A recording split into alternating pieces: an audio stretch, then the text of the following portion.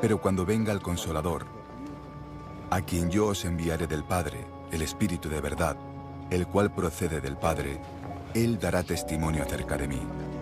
Y vosotros daréis testimonio también, porque habéis estado conmigo desde el principio. Estas cosas os he hablado, para que no tengáis tropiezo.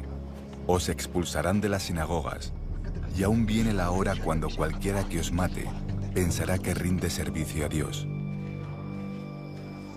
Y harán esto porque no conocen al Padre, ni a mí. Mas os he dicho estas cosas, para que cuando llegue la hora, os acordéis de que ya os lo había dicho. Palabra del Señor. Gloria a ti, Señor Jesús. El Evangelio nos habla del hecho que está ya inminente, la fiesta de Pentecostés, la venida del Espíritu Santo. El Señor está haciendo la promesa, cuando venga el Paráclito, que yo les voy a enviar a ustedes de parte del Padre, el Espíritu de verdad que procede del Padre. Él dará testimonio de mí y ustedes también darán testimonio. ¿Y por qué vamos a dar testimonio de Él? Porque el Espíritu Santo da testimonio de Dios. El Espíritu Santo es el dedo de Dios, es la fuerza de Dios. El abogado, el Paráclito, el que está parado junto a nosotros defendiéndonos. Es el Espíritu que nos hace clamar Abba, Padre, Papá. Es la promesa más hermosa. Cristo no solo no nos va a dejar solos, sino que inclusive va a mandar al Espíritu Santo que nos prepare para poder estar con Él. Luego nos sigue advirtiendo que el seguimiento del Señor no es cosa fácil. Les he hablado estas cosas para que su fe no tropiece. ¿Por qué va a tropezar la fe de los apóstoles y la nuestra también? Los expulsarán de las sinagogas. Les darán muerte pensando darle culto a Dios, porque no nos han conocido ni al Padre ni a mí. Se los he dicho antes para que crean, para que se acuerden que yo se los predije. Ciertamente que para el año 90 hubo ya una expulsión general de todos los seguidores de Cristo de las sinagogas. Hubo una separación fuerte ya de la sinagoga y de los cristianos. Pero es la única vez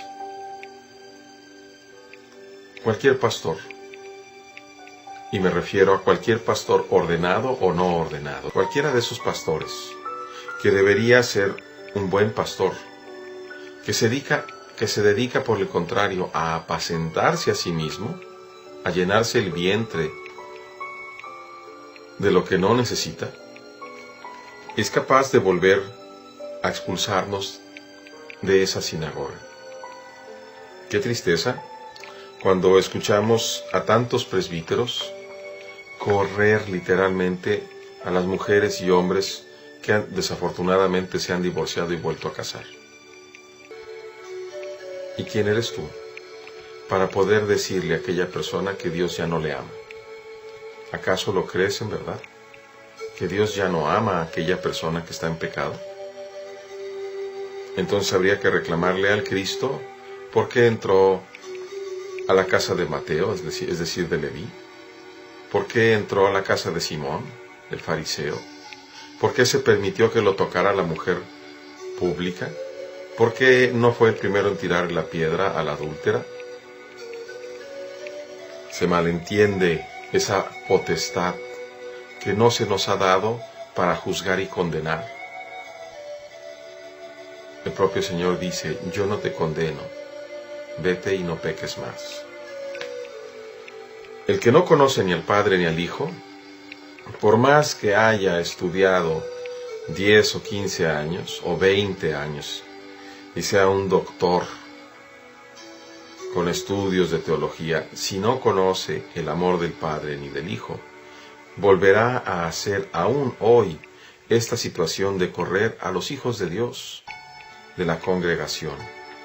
Llámese sinagoga, llámese congregación, llámese iglesia o inclusive parroquia.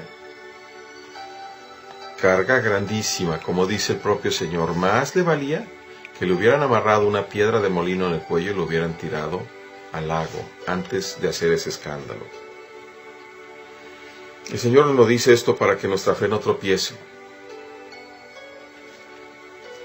Vemos ya la semana pasada esa imagen tremenda, sobrecogedora y esperanzadora, de cómo Pedro llega a la casa de Cornelio, comienza a hablar, y antes de que termine de hablar, el Espíritu Santo ha llegado a los corazones de esos paganos.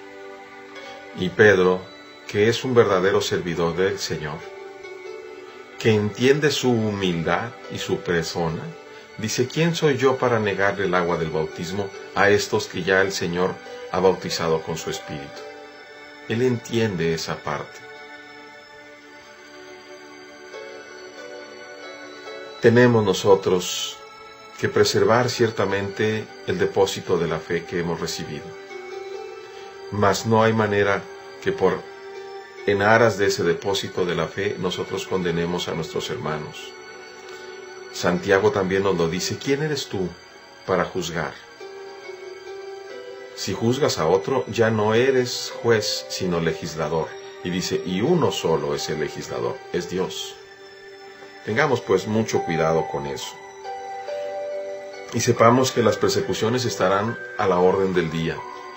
La imagen tan hermosa de los Hechos de los Apóstoles nos habla precisamente de Pablo y de sus compañeros. Pablo ya ha sido apedreado y dado por muerto y sigue trabajando fervientemente para proclamar la palabra. Vemos cómo buscan precisamente inclusive esas mujeres. Y pongámonos en ese momento, hace 2000 años, con Pablo, que es acusado tantas veces de misógino, de machista, buscando proclamar el Evangelio aún a esas mujeres, a unas mujeres sencillas, que son llamadas a la fe y bautizadas, y que se convierten a su vez en verdaderas trabajadoras. Tengamos pues el corazón humilde y abierto para ser guiados por Dios. Que el día de hoy Dios nos conduzca por sus caminos y que demos verdaderos frutos de amor. Dios les bendiga, hermanos.